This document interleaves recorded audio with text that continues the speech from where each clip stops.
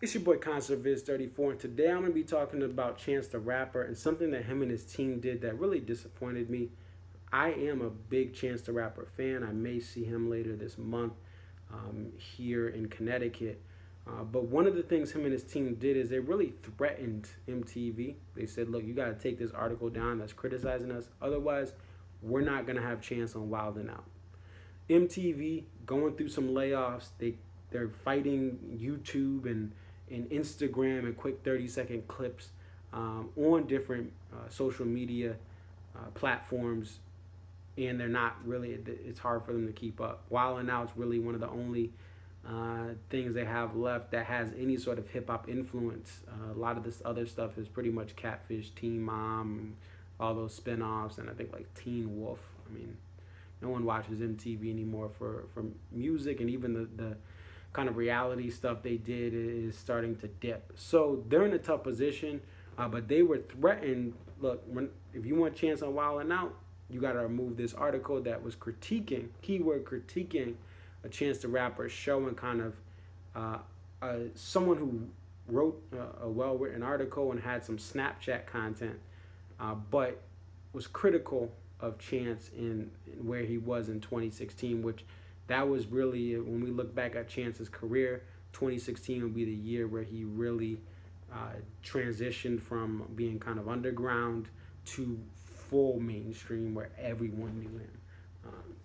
So the thing I didn't find cool is for Chance and his team to literally threaten an article that didn't go at him racially, didn't talk, well, they talked about his child and him having a child, but they didn't kind of say bad and negative things about his child or about his girlfriend or his family situation. They didn't attack any of that stuff. It was just a critique on the live show and how this writer thought, hey, I saw him 3 times in 2015.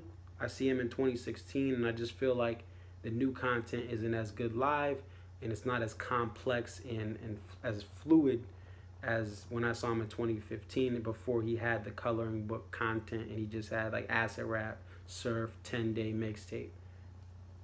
Take it or leave it. You know, if you disagree, if you're part of Chance's entourage, if you're Chance the Rapper yourself, take it with a grain of salt. Like if it was a personal attack, then you have the right to stand up. But when someone's just critiquing how they feel, how they've been a fan, they saw you 3 times in 2015, and this is what they wish you did better, there's no reason why you should be threatening, especially someone who's trying to speak out against labels that are messing around and kind of trapping these artists and wants to be different, who's doing great things in the community. It's not cool for you at the first sign of anyone just critiquing you, and again, not being personally, to just say, look, shut this down and I'll show up. If you don't shut this down, I'm not showing up. And it's something that in hip-hop is a big problem. This goes past Chance. And if you watch anything from DJ Academics, he's a great independent source. Sometimes he can be silly and immature, but he's funny. And when it comes to opinions, he has no stake in certain artists, one over the other. He'll critique a Drake who he likes. He'll critique anyone when they do wrong. He has been the victim of Meek Mill and his team, literally, and this is what we're seeing, people and the team of people around him kind of attacking him on social media, saying, take this clip down, don't do this, don't do that. And really, sometimes it's not even the people writing the content, it's the comments.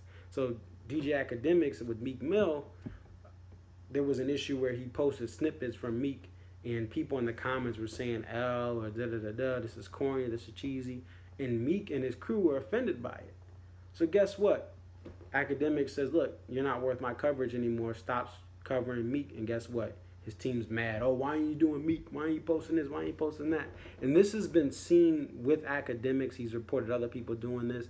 They get mad. They get offended because of the comments or something he says that's 100% real. And then when you don't post anything about that artist, they get offended. They want to see themselves on your blog or on your website. And this is a very concerning thing because back in the day, you had to have thick skin in hip hop.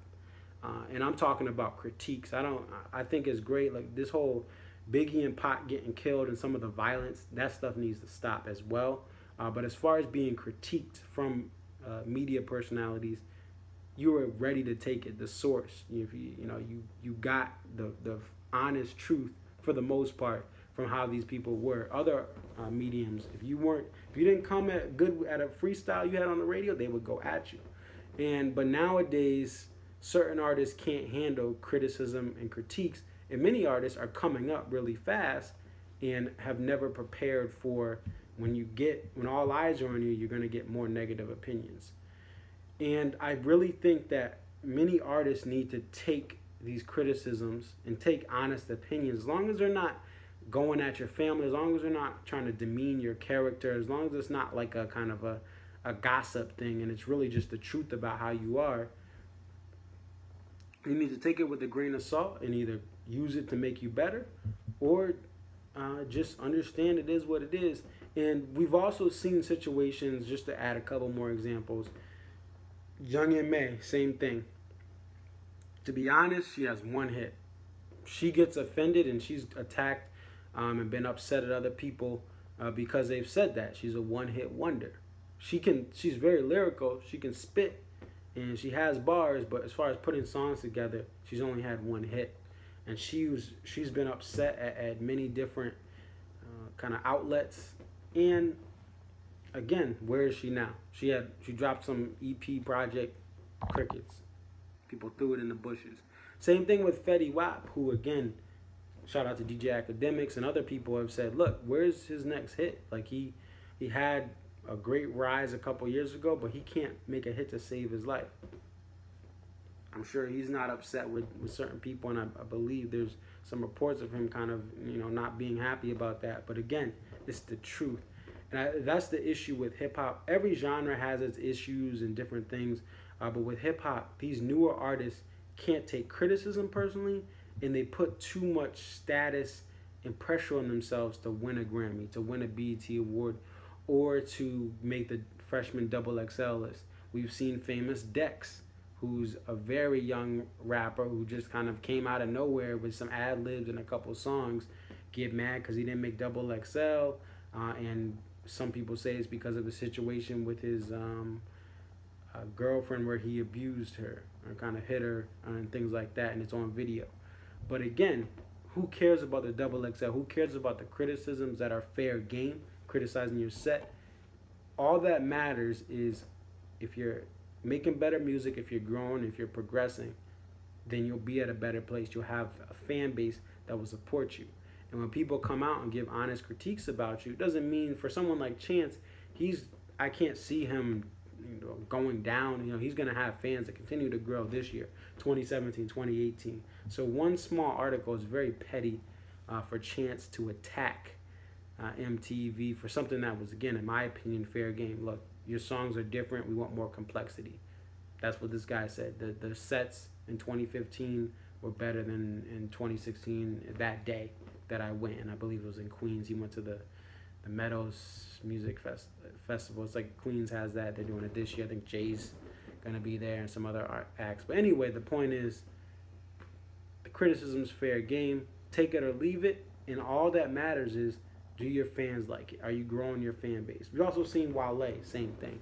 And Wale is delusional, as I've told you in other videos, and then he's on some social media this week and like, look how God works. Academics and Budden got, punched, well, not punched. They were going to get attacked there by the Migos. Like, no. You're still, Wale, you're still delusional. Your album flopped. You're not selling out stuff like you claimed you were. There may have been a big crowd, but your shows did not sell out that you claimed sold out in New York and some other venues. So the truth needs to be heard by these rappers. These younger rappers need to learn how to take criticism and learn that there's ups and downs in this game. And as long as you have the support of your fans like Chance will have, I don't see him disappearing anytime soon. Who cares about the criticisms? Learn from them. Take a look at your own tape and see what you could do better for the next tour. Take a look at what you've written, how you're at a different place in your life. He is in a different place in his life, but how you can add complexity to your next project to make it better than Coloring Book and make the next project better than that. So let me know what you guys think. Thank you guys for watching. That is it. And for everyone who checks out for the other genres, I will be having some topics coming soon for, you know, kind of the rock and some of the jam bands that I will be seeing hopefully in the future. So definitely, you know, be patient. I'll have some other stuff from other genres coming soon. Take care.